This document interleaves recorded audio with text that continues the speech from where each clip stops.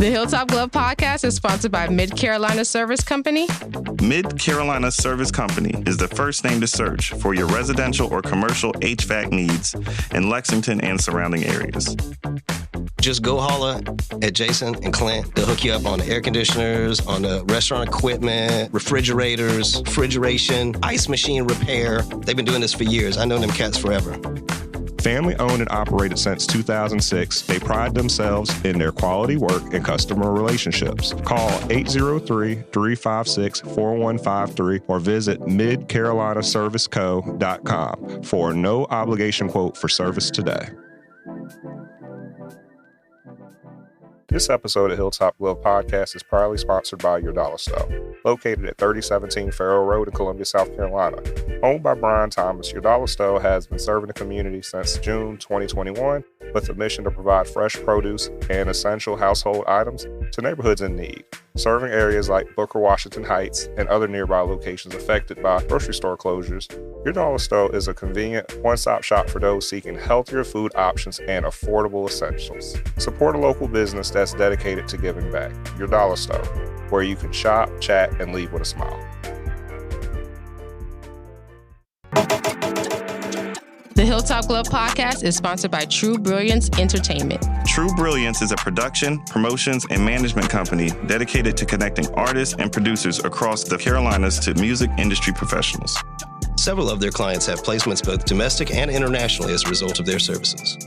Are you an artist or producer looking to build meaningful relationships within the music industry? Then True Brilliance is for you. Check them out at paramilitary.com. That's spelled P-A-I-R-A military.com.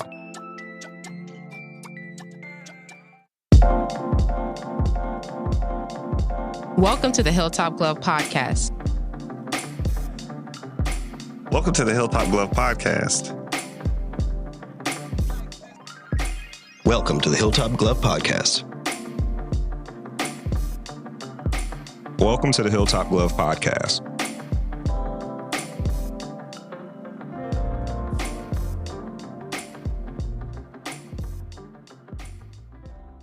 The Hilltop Glove Podcast. Welcome back to the Hilltop Glove Podcast.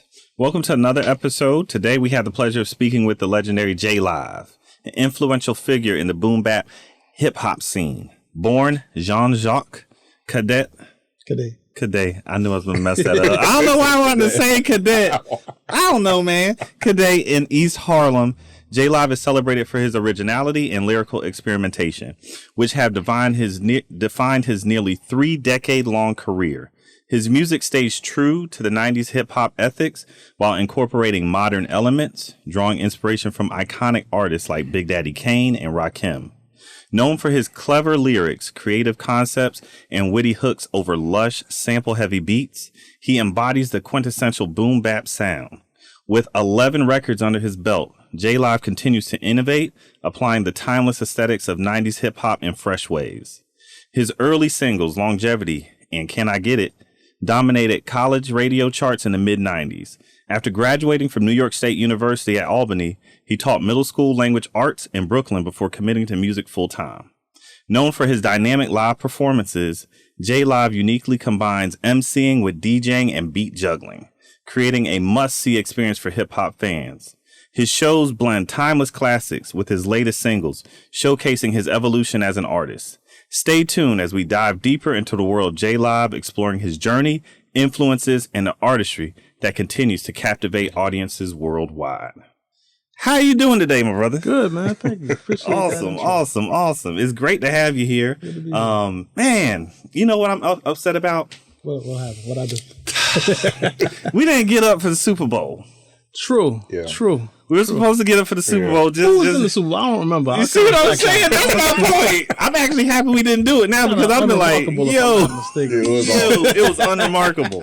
So it's not a missed thing. I say that but as a Giants fan, so no shade.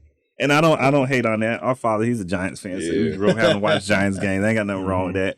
But speaking of which, just so everybody know, we do We have spoken to J Live before. It's the first time been on our podcast, and we're so happy to have you here today. We appreciate you taking time out Glad to to come be here, man. Thanks for having with me. us. And I grew up listening to this man's music and stuff like that, so it's nice being able to sit down and actually have you on our platform. But before we dive into today's topic, we always like to make sure that our listeners have a better understanding of who you are and what you came for. Of course, we did your biography and just told people about everything that you did and et cetera. But what was your childhood like? Oh, man. That's a good question. It's so long ago. Say it like that. I grew up in Spanish Harlem. I like to call it the border. Yeah. Because I was on 96 and 2nd. And it was interesting because uptown, they treat me like I was from downtown. Downtown, they treat me like I was from uptown. What? You know what I'm saying? Because like I always joke, if you go to 96 and Park, if you look uptown, even though the show is not in New York, it looks like Good Times. If you look downtown, it looks like Different Strokes. What? So it's literally like right on the border. You know what I'm saying? Went to a private Presbyterian elementary school. Okay. And then I don't know, it's hard to use the word alternative, but how can I say this? An innovative junior high school and high school called Central Park East. Okay. Where they did a lot of things differently. It was right on 106 and Park, you know, the show 106 and Park. Yeah. That's an office building across the street from the school, which is the playground of the school is like the Graffiti Hall of Fame on 106 and Park. So like you can see a lot of the Tat Crew and a lot of the original bombers, the amazing pieces basically in the background of my playground and like outside my classroom, you know what I'm saying? So I like to say that junior high, I was pretty much immersed in the hip hop because before that, you know, I spent a lot of my summers and my Christmases in South Bend, Indiana. Okay. You know, so I was like, that's why I'm a big Notre Dame fan. Yeah. I'm out a couple of the songs. That makes sense. My grandparents lived so close, you could hear the touchdowns in the PA announcer, you know, on them Saturdays. Like, you know, I went to a couple of games. I used to see the Bears play exhibition games at Preach. Yeah, because that's what you play. Yeah. So spending a lot of summers in South Bend, I didn't really get immersed. I wasn't into like, I was born in 76, but in the 80s, it wasn't really all about the fat laces and all of that because I was out in Indiana. You know what I'm saying? So by the time I went to junior high and then I no longer had to, you know what I'm saying, get shipped out during the summer or what have you, you know, then I was pretty much in it from there. So I like to say, about 86, 87, 88. You were getting immersed. Really got into hip hop. Any siblings? No, only child. Yeah, I think that's interesting. I just want people to hear that. Latchkey kid, you know. Gen X. And I know you were talking about being shipped out, being in South Bend with your grandparents, et cetera, and, you know, picking it up on hip hop later on. People always like to ask, this makes this question make sense. Like, what particular experiences or environments shaped you once you were now down in the belly of the beast experiencing hip hop? Man, I would say between, you know, walking home from Nobody Beats the Wiz with cassettes, you know, everything from Antoinette to, you know, Public Enemy, EPMD, Slick Rick, you know, on Rob Bass. You know, just walking home with my little Walkman and those cassettes, to watching Video Music Box with Ralph McDaniels, and then obviously, you know, Pump It Up, and then Young TV Raps, and then Rap City, and listening to Kiss FM 98.7 that Friday night. Yeah, my dad always talks about Kiss 98. All right, good. Friday night, it was Chuck Chill Out, and one of the first 12 inches I ever bought was Chuck Chill Out and Cool Chip, Rhythm is the Master with Time to Rhyme on the back. Wow. And then Saturdays, Red Alert, you know, so the whole Native Tongue, massive. Yeah. And then on BLS, you had Marley Marl and Control. There you go. You know what I mean? So, there you go. And then, you know, like Big and Juicy talks about Word Up magazine. Yeah. So it was Word Up. It was also Rap Masters. I was big on Rap Masters back then. Used to, you know, that's where I would get my posters from, you know what I mean? So I used to have mad posters, you know, from everybody from KRS to Kane to Rakim to Kwame, to you name it, you know, Redhead Kingpin, and then I'd have like a space because I was just starting to write rhymes. So I was like, you know, one of these days type thing. Be up there. You know what I'm saying? So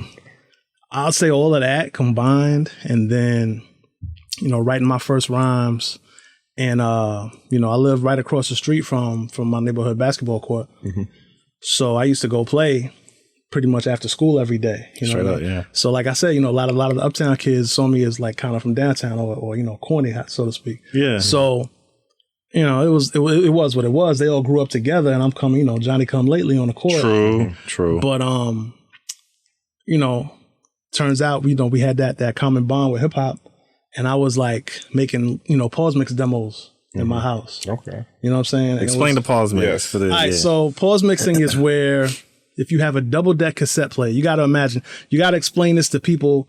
I saw something, man, and if I could sidebar for a second. Yeah, you got it. You know, I saw something where they had them little, like, you know, person with 10 fingers, and it was like, all right, take one finger down and it was pretty much everything that means that you have lived through multiple decades and mediums of communication. You know what I'm saying? So there was like, had a dial-up phone, had a cord phone, had a VCR. You know what I'm saying? So to explain this to the youth, once upon a time, way back in the Stone Age, you know, before MP3s, before CDs, there was cassettes, right? After 8 tracks, after vinyl. Yo. So I'm saying, yep. shout out to the old heads. Yeah. I'm just a young old head. You know what I mean? So you would have cassettes, and you'd have blank cassettes. And the difference between a cassette and a blank cassette is obviously the cassette had stuff on it. The blank cassette did not, but you could also record onto the blank cassette. And what enabled you to record onto the blank cassette was the fact that at the very top, they have these 2 little divots. And the 2 divots, I'm getting real deep. Yep, so they know what it is. I want to give people an idea of just how resourceful you had to get, right? Mm-hmm.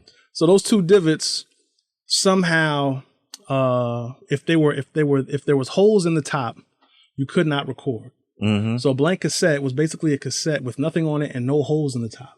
Mm-hmm. But if you couldn't afford a blank cassette, you could take a cassette that you didn't like, and take some tape or take some tissue and put it in those holes and turn it into a blank cassette and record over it. You know what I'm saying? But anyway, you had double deck cassette players for that reason. And if you were playing something, you could record. But if you had the rhythm and the means, if you pause on the downbeat and then unpause on the downbeat, you can go back and play the same 4 bars over and over again and just unpause on the downbeat, pause on the downbeat, and essentially record a loop. Yeah. You know, so I used to listen to the radio, record the radio, go back and take that little first 4-bar intro before the person started rapping, if it was clean enough. Yeah. And make my little 4-bar loop. And I had my Walkman, like I said. And my Walkman, I had one of those little, they used to sell these little stereo triangle speakers that was real small. Like if you didn't want to listen to headphones, you could take these little portable speakers with you, and about this, about the fist size. Yeah.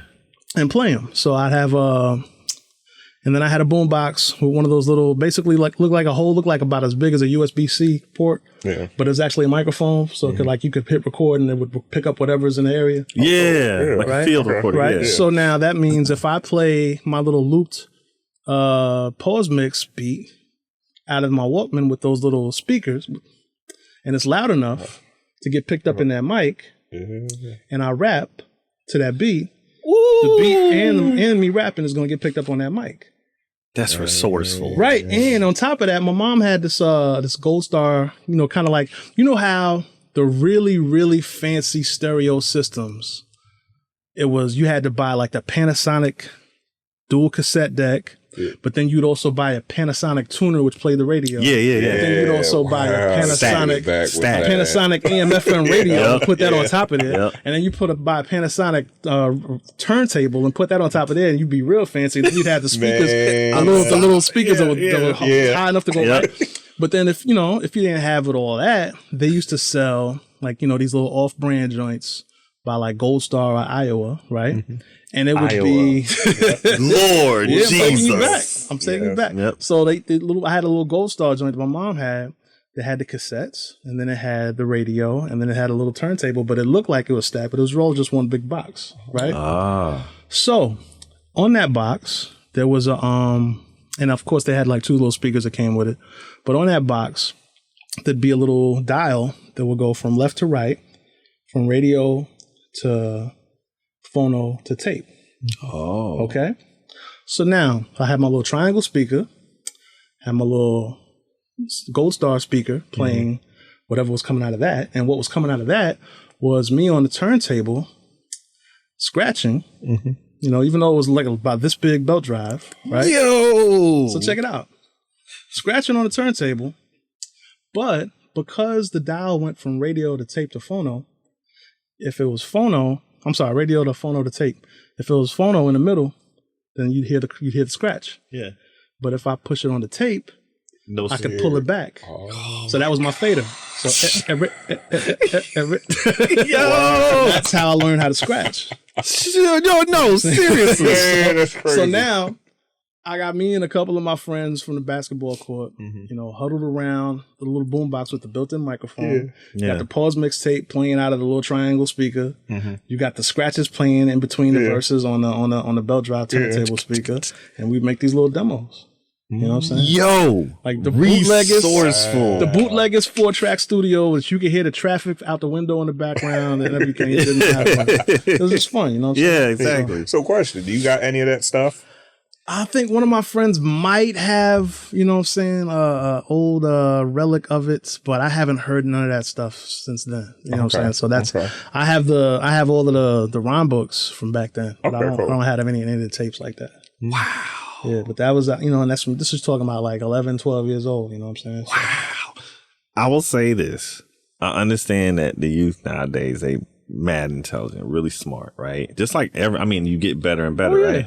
But I will say this: digital technology allows a room for error that with analog you had to figure out some other things. Yeah, it was very rudimentary. Very rudimentary. But that is crazy how you even thought in your mind to break that down to give yourself the ability. The wild thing is I thought I invented pause mixing until you realize everybody's doing it. Everybody's doing it. But it's the fact that nobody taught us to do it. Yes. We just figured it out like, okay, this will work. You know what I'm saying? And you know what's so interesting about that? And I'm glad that you shared that story. It's the barrier to entry. Yeah. To create. The effort. Yep. Yeah, think about like nowadays, you just got to have a tablet, you have a phone, they can have a beat, they can have a song, they can just record everything right there. Yeah. Right? Crystal clear. Yeah, but I would say, and that is all very true. I think the playing field is level nowadays in terms of what technology allows us to do. At the same time, there's things I can do now that I couldn't do 10 years ago because the technology hadn't caught up, but I had the ideas. Right? But I think, back then the ingenuity brings you from maybe -10 to 0, right? And now I think the ingenuity brings you from 0 to infinity. Because, when you have that debate or that discourse about DJing and people talk about the technology making DJs lazy. And that is true because you can hit the sync button if you don't want to develop the hand skills and the coordination to make sure things are on beat manually. And you have, there's scratch buttons. There's all kinds of, there's different ways. There's ways that'll make it really easy to do the basic stuff. Right? Yeah. But those same ways that make it really easy to do the basic stuff make it really interesting for the people that already have those basic skills to take it and push the envelope in ways like there's scratches that people use the cue points with. You know what I'm saying? And it's like it's dope. It would be blasphemous if you thought about it, but then you realize no, he's doing a scratch that you could not do without the cue point button. And it's like we've never heard anything like this before. So congratulations. Thank you. Very Cue point much. button. Yeah, like we need that. You know what I mean? Like so I think, like all things, technology, even if you look at, sadly, the various war fronts that we have now, technology levels the playing field in the way that people are doing things with like just basic cheap drones that are like, they're making them so destructive now to where they have, $1 trillion defense budgets having to account for and adapt to these people. You know what I'm saying? That's for the kind $200 drone. Yeah. So like, I think innovation it can be disruptive, but it can also push things forward. Yep. And I agree with you on the DJing part. I will say this, and this is crazy. I remember Rottweiler saying this years ago. This had to be early 2000s because they were asking him about his production for Method Man and Redman. And he was telling them, he was like, well, it doesn't matter what technology I have. He said it's all about the skill to use. So he's like, I can give you any great technology. If you don't got skill, you still aren't going to use it properly. And that's basically what you're saying. You still need the skill.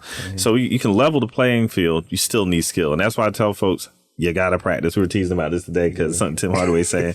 It's like they asked him, "How did you get so good at your crossover?" And he said, "Practice, Right? practice."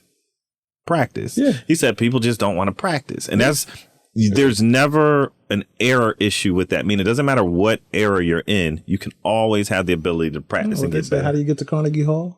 Practice. Right, Practice. You know That's how you do like, it. Even what you were talking about before, you can have all of the podcast equipment in the world, Yep. the best cameras, the best microphones, the best lights. If you don't have, like you were mentioning, the soft skills Yeah. to ask the right questions, you're not going to get what you need in terms of content. You know what I'm saying? That's it.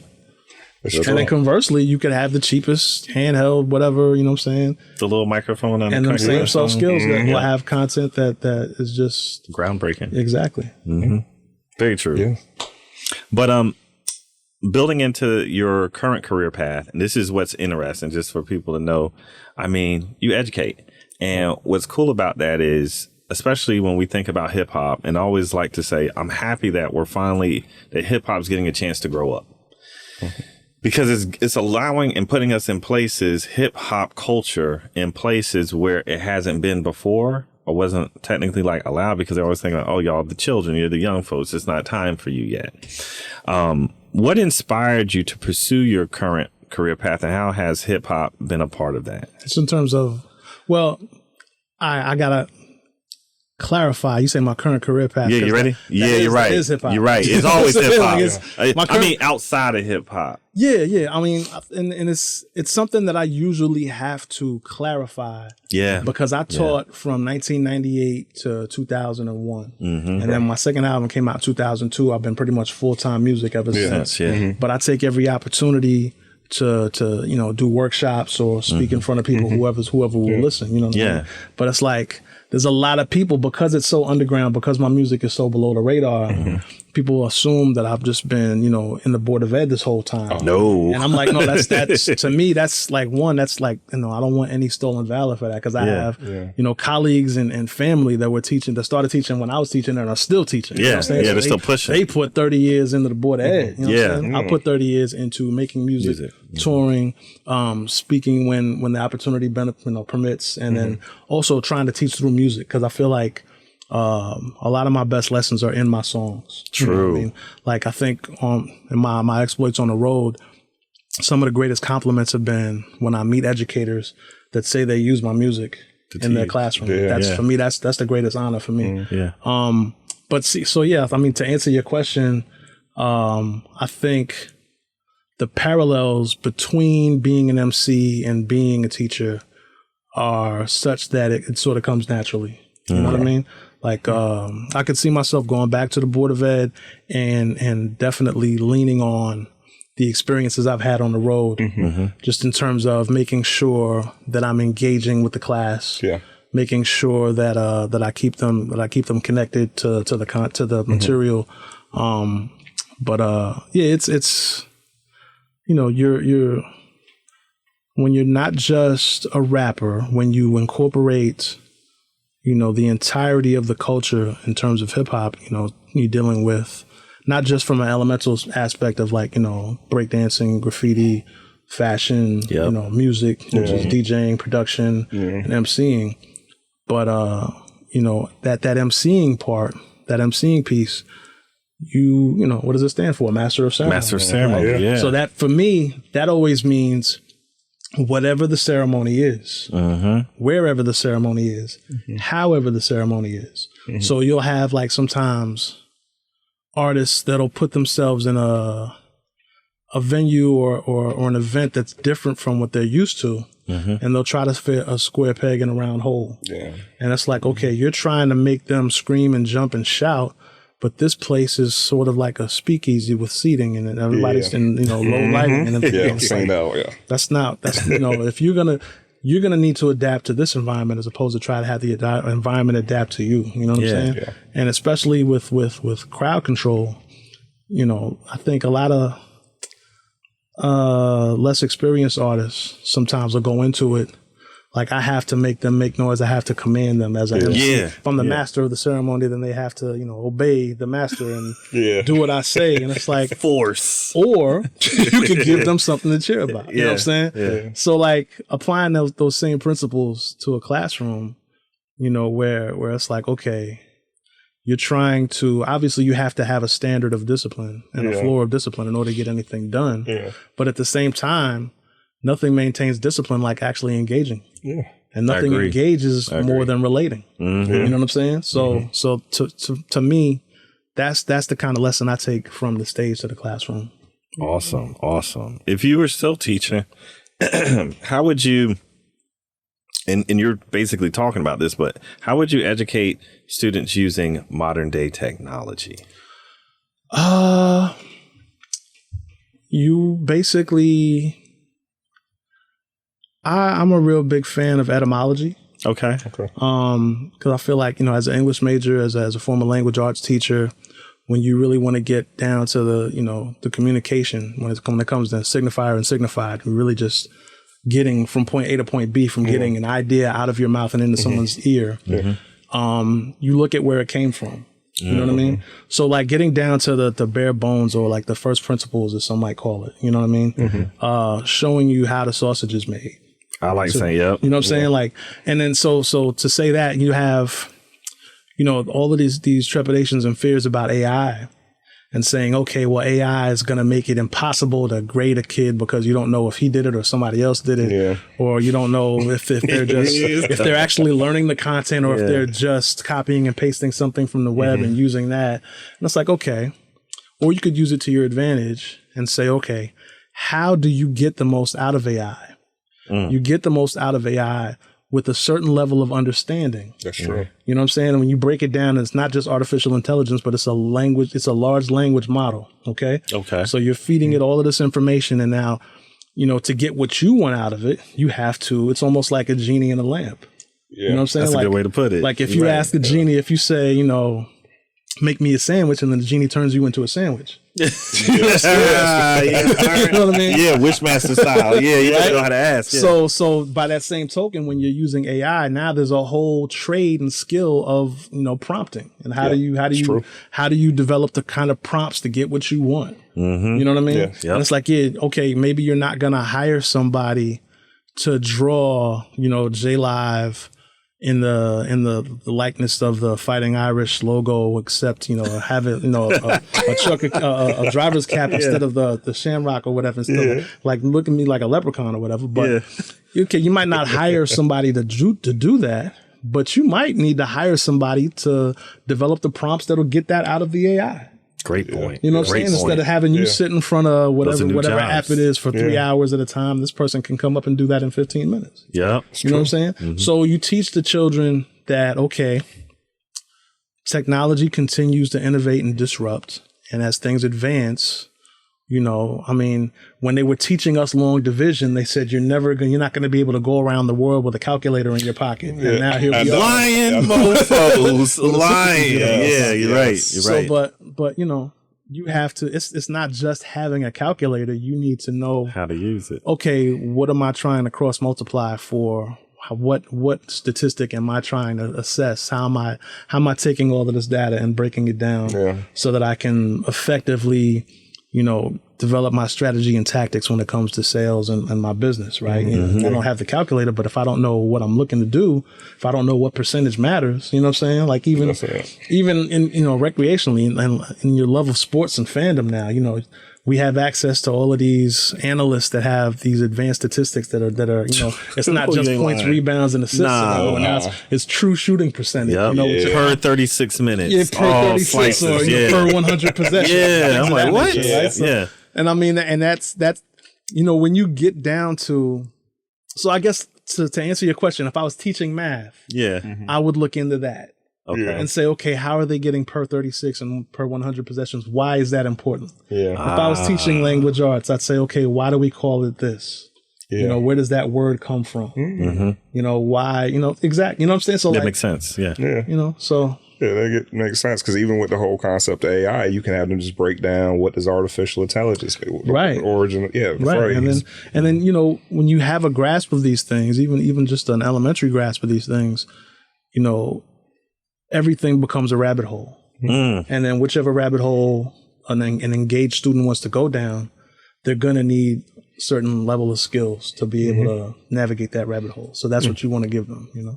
I agree so much with that. It makes so much sense, because instead of looking at it as a threat, use it to further engage the student. And then, like you said, still training them to be able to take over the jobs of tomorrow. Because what some people don't realize, like, all these jobs of tomorrow aren't going to be coding. Some of it is gonna, because like you said, nowadays we can actually speak to machines. Yeah. The machines are gonna be the ones coding. Yes, I mean, that's what I try to tell people. Yeah, but again, that's gonna be the etymology of it. True. You know what I mean? That's gonna be like, all right, you know, who does your janitor call when they can't fix something? You know what I'm saying? So, you know what I mean? The janitor, figure this out. I'm gonna call somebody. Who's your handyman's Yeah. handyman? You know what I'm saying? So there's always gonna be a need for that basic foundation. You know what I mean? That's true. Can't get too lazy. But at the end of the day, you know, like I said, you know, you have things that bring us to zero, and then you have things that bring us to infinity. So, yeah, true. True. Well, back to music, and this makes so much sense. Of course, talking about music. So evolution of hip hop since 1970s, different eras, different subgenres. I remember, what was the thing called? We had horrorcore. That was one of them. Oh, yeah. That was a type of, that was real. Yeah, you got Nerdcore. Yeah. Shout out to Mega Ran. Yep. These are real. So obviously it's not it's not something that can be put into one box. It has various different ways that it can be expressed, hip hop. But could you name some of the key figures in the music industry that have contributed to the growth of hip hop, in your opinion? Yeah. The industry? Key figures. This is one of those questions just for the audience, so that they can hear, in your opinion, what you think are key figures. Because obviously they have their own. Well, thoughts. not even like that. You know, we'll put it, make it even. We'll smooth it out some. Maybe for your career that were important to you. See, all right. You say industry, which for me is a line of demarcation, because you're not talking about artists now. You're talking about executives. Executives. I don't. Because they matter. They do matter. They absolutely matter. They're very important. But in terms of like my career, yeah, I've been off the grid for so long. Explain that to audience. I want to understand. Okay, so we're talking about independent and we're talking about mainstream. Yep. You know, I'll say there's a line of demarcation there. Yeah. And how I came up, I was one of a handful of New York artists that really leaned into the whole independent scene. We kind of developed an independent scene in New York because, you know, the cliche you think of is, all right, I have to find an A&R, get them to listen to my demo, get them to sign me to a major label deal, and then I'm off to the races, right? Yep, that's it. And then you even had the cliche of, you know, if I throw my demo into the limousine when the windows down. That's it. And that was, you know, the approach a lot of people take, and the approach a lot of people still take to this day in different ways. Of course. But,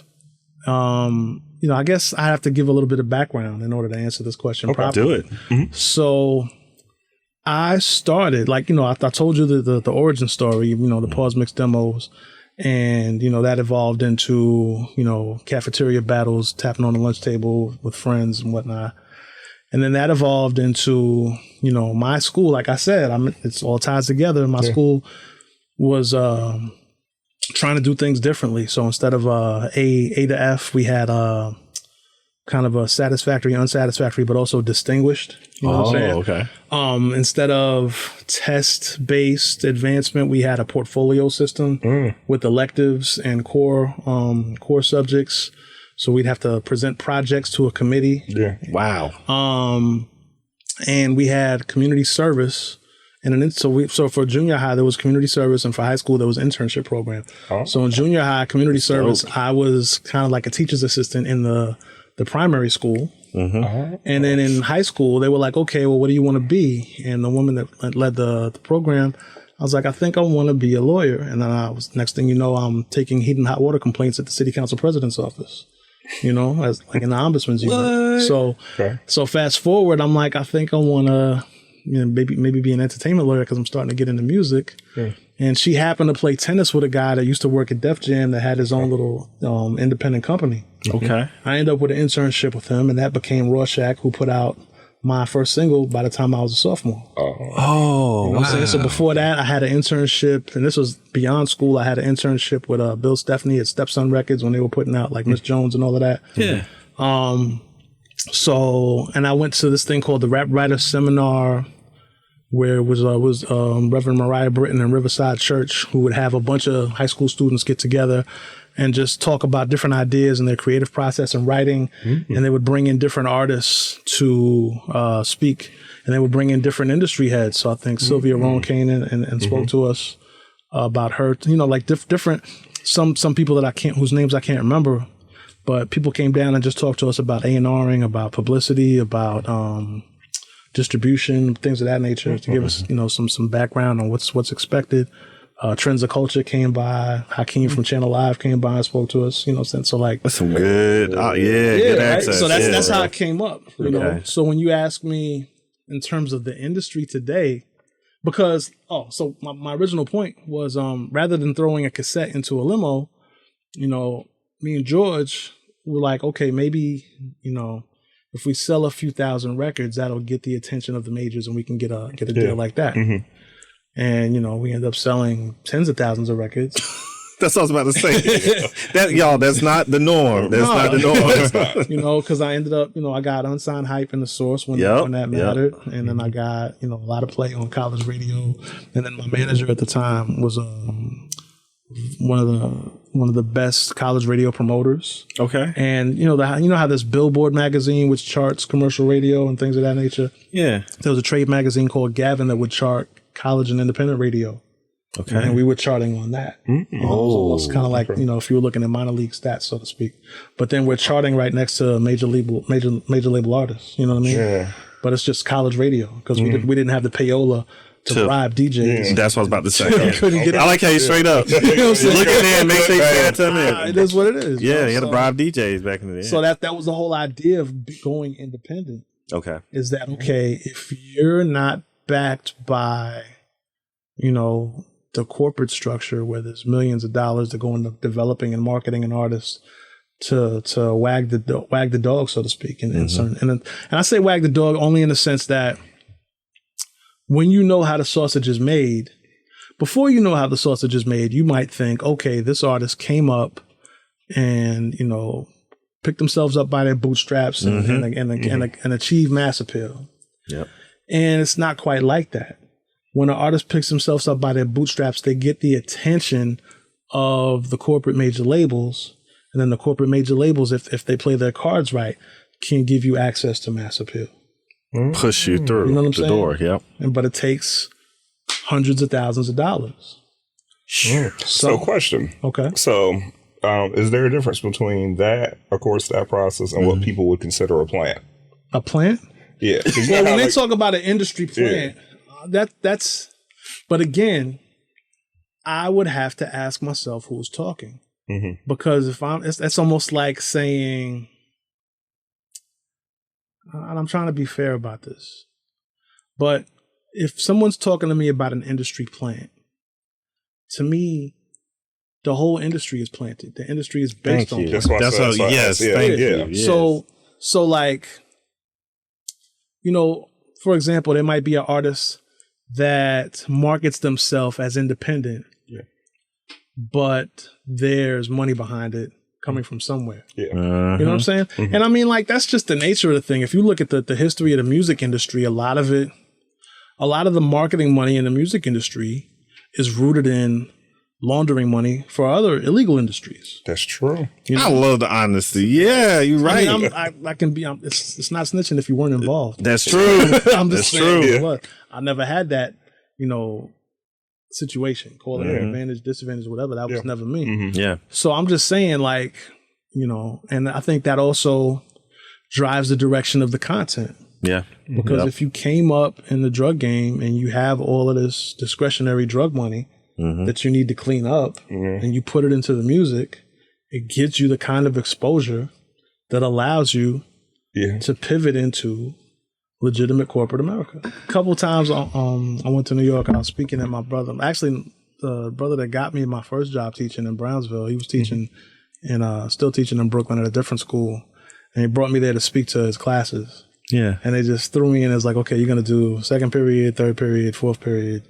Just, the teacher will be there, but it's on you. And I was like, do it. No resource or whatever. And it was just funny because the first class, I spent so much time monologuing on my background that the damn period was over. So I was like, okay, I remember, okay, all right, you got to structure it. Yeah, because there's no lesson plan. Let me just, so the second one, it was like, okay, let me start with the questions. Yeah. And then it was just, I'm just saying, so you have to rein me in sometimes. That's all right. That's all right. No, because I wanted to hear that part, especially like we're talking about with the idea of an industry plan, just so people can understand, especially like our audience. We have a lot of people, they want to be artists. They want to go out and do music, not realizing that there is a system. Liken it to politics. Mm-hmm. Because when you put out a record, you have to campaign. Mm-hmm. You're promoting the record. Mm-hmm. Campaigns take money. Mm-hmm. There's obviously grassroots, right? Yeah, yeah. But then, in political discourse, there's what people call astroturf, where people try to appear grassroots, but they're really funded by billionaires. Mm-hmm. I love the yes. And on one side, you have like right now, everybody's railing against Elon Musk, but nobody said anything about George Soros because he's more in the background. Yep. Yeah. You know what I'm saying? Yep. He's not. Yeah. He's not on the side that's in power. Well, not only that, but when he was in power just last year, he's not out front. No. You know what I'm saying? No. He learned. Well, yeah. He was out front during Obama. Yeah. And he got burned. Right. So I'm just saying, like, they call it AstroTurf for a reason because it's trying to appear to be grassroots. Yeah. But it's funded from a... Right. And then I think the thing about hip hop, for better or worse, it's one of the few genres that tracks stats like sports. True. Like, I'm not really heavy into country music like that. Mm-hmm. But I don't think country music singers sing about how many records they sell. No, they don't. Or how many, you know what I'm saying? They may, there might be with the influence of hip hop into country, they have started to use certain types of lyrical. But that's a hip hop thing. But it's hip hop still, it's not country. Soul. And I think it speaks more to culturally, this war, for lack of a better word, between art and industry that always takes place in black genres where it's not enough. The meritocracy isn't based on talent alone. The meritocracy is based on success, which is measured monetarily. Yeah, acceptance by the larger society. Yes, yes. And it's like, okay, but if you think about what's hip hop grounded in, DJs are playing breaks that are, an alternative to the norm at the time, which was disco. I know. Right? This is crazy. Yes. So hip hop is born out of a counterculture, going against the grain. You know what I'm saying? Like, okay, you don't want to give us a music program, we're going to take this sampler and figure it out. Yep. You don't want to give us a music program, we're going to turn the turntable into an instrument. Yeah. You know what I'm saying? Yep. You don't want to give us a place to throw a party, we're going to take over this light post and power this DJ equipment and have the party in the park. Yeah. You know what I'm saying? Yeah. You don't want to acknowledge us as a legitimate genre of music. Okay, fine. We're going to incorporate, we're going to dominate the zeitgeist to the point where there is no R&B without hip hop. Yeah. Oh, yeah. There is no, now, like, what we were just talking about, there's no... Pick a genre, any genre. There's no, some country music artists don't exist without hip-hop. Yeah. You know what I mean? Like, I remember when Limp Bizkit started turning into a hip-hop rock band. Right. Yeah. Right. So, I mean, like, this is a culture and a music and an art that has always been, against the grain, upstream, counter the status quo. Mm-hmm. So to measure it according to mass appeal and pop success, obviously that's going to make it more lucrative for you. Yeah, it's true. But for the people down here on the ground that are just listening, if you really think that they play that song 8 times a day because it's that good and not because there's something going on, I don't know what to tell you. You know, Point in cases. And I guess one of the things I want to say, and this is how I always viewed it.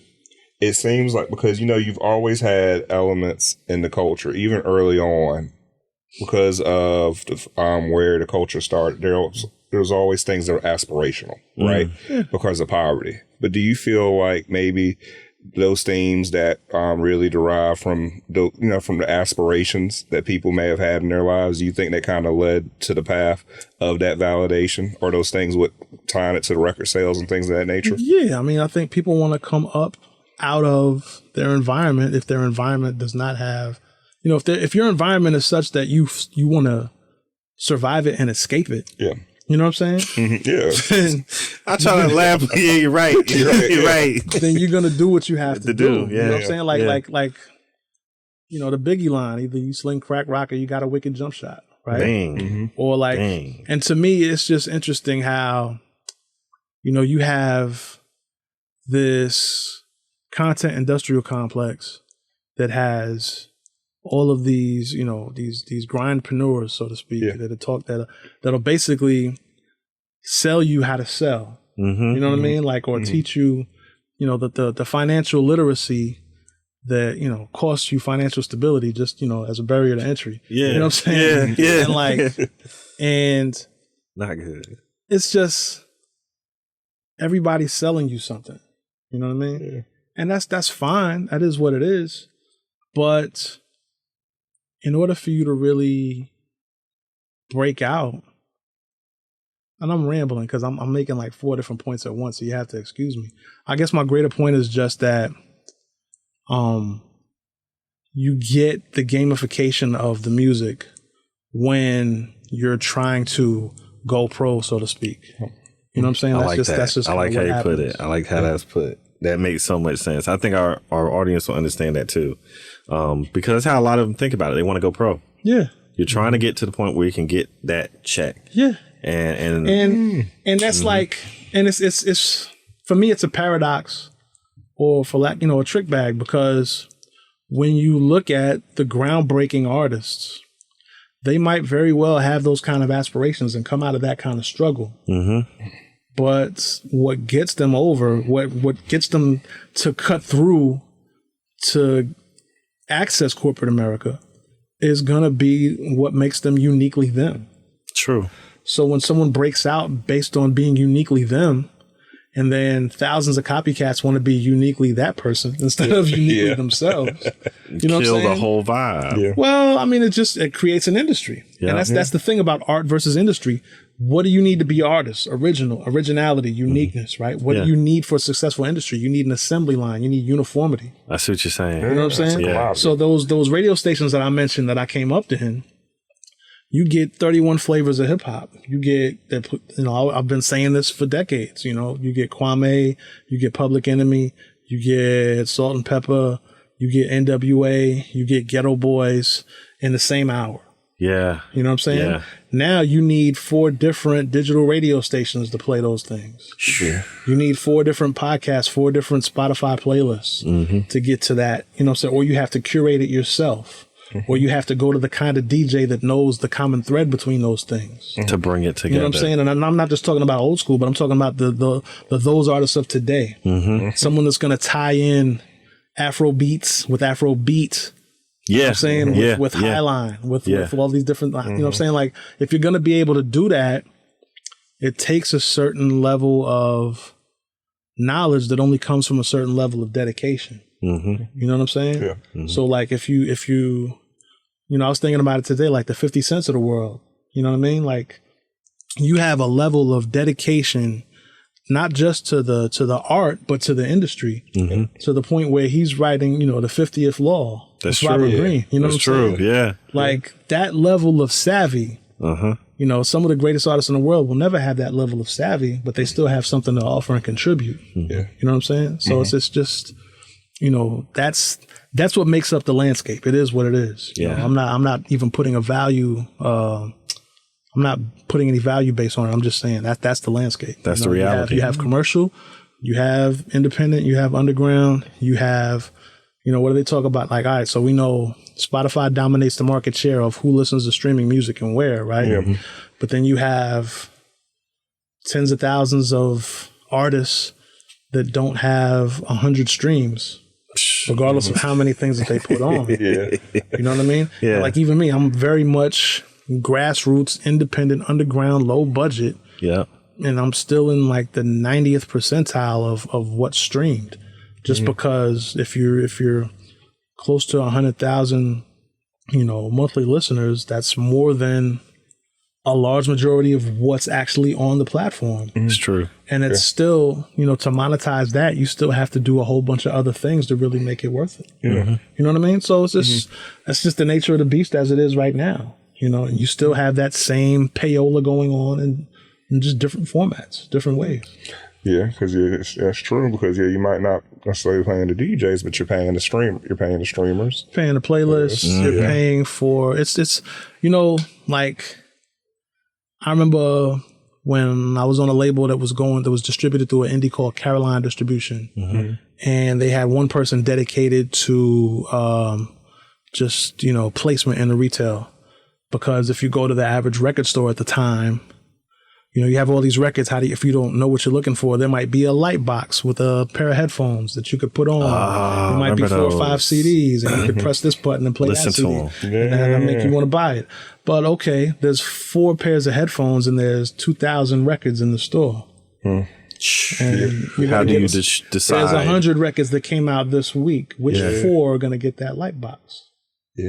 You know what I'm saying? Mm-hmm. So how many records are you going to put in that store? 100 or 2? Are you going to pay that for that 100 up front, or are those 2 going to be placed there on consignment and you hope that they sell? You know what I'm saying? All of these things translate to the iTunes store when you were buying MP3s. What's going to be on that banner that goes that pops from side over to side? Okay, well now we're not buying MP3s, we're streaming. Whose album is going to be on that banner that lets you know, it's this artist, your favorite? They really didn't change. Yeah. I'm just saying. Man, all right. I know I got to wrap up. We will have to continue. No, a lot of questions. But before we wrap up, can you just let our audience know where they can find your music, where they can find you, anything that you may have that's coming up or that we should be aware of? Yeah. So my homepage is realjlive.com, REALJLIVE.com. No dash, no hyphen. My name is J-Live, no AY or anything like that. You can find me on most social platforms, be it Twitter, X, YouTube, what have you, TikTok, as just Real J Live. And I'm working on new music I have coming out. This is actually, you said going on almost 30 years. This is actually my 30th year from my first single was called Longevity. Yeah. And that was 1995. Yeah. So it's 2025. So it's 30 years of J Live. I'm celebrating it like 50 years of hip hop. Congrats. Thank you. I have a few records coming out throughout the course of the year. But I'll let those things, if you just go to realjlive.com, sign up for the email blast, you'll get up on all of that. Awesome. Just follow me everywhere on all the little buttons on it. So. Perfect. Well, I know we have to wrap up for the Hilltop Glove Podcast. Before I do, just want to say, make sure you tell somebody next time that you love them, that you appreciate them, and let you know we're coming live from Links Recording Studios here in Charleston, South Carolina, the area, I'd like to say, technically. Yeah. But before I do leave, I'm DJing what? Skip. Samaya. Mike. Our special? Sophia. And our esteemed guest. Live. Excellent. We appreciate you all. Until next time. Peace. Peace. The Hilltop Glove Podcast.